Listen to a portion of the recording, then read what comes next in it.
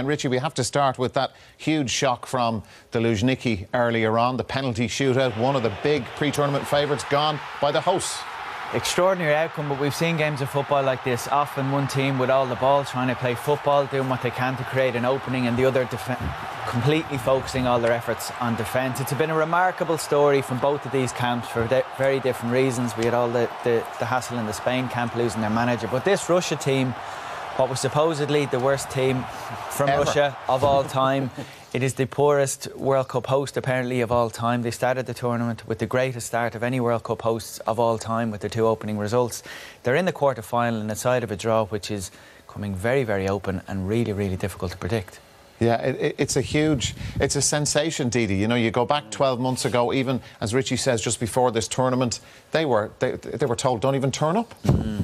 Yeah, and I think people or the press had every right to say so, because 2 years ago it was absolutely dreadful what they showed us in the European Championships, and it's remarkable the job Cherchesov has done, how he turned around not only, well, still some of the same players, but to instill belief into a group of players. That's the hardest thing to do, because the results have not been good. You don't play any qualifiers, and then you go to a tournament.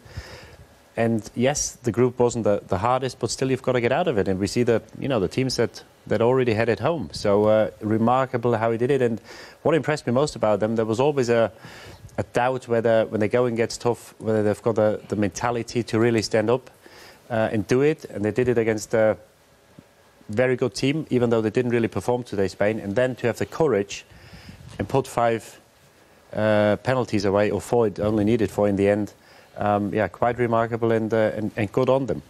Keith, here's a list of teams, and one of these will be in the World Cup final. Russia, Denmark, Croatia, Switzerland, Sweden, England or Colombia. It's staggering. Isn't it? Really is staggering. It's been that type of tournament.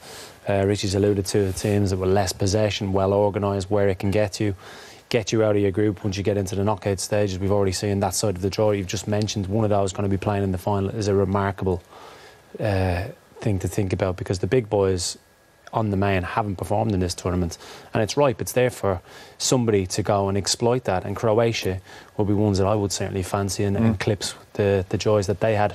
Yeah, absolutely. In 1998.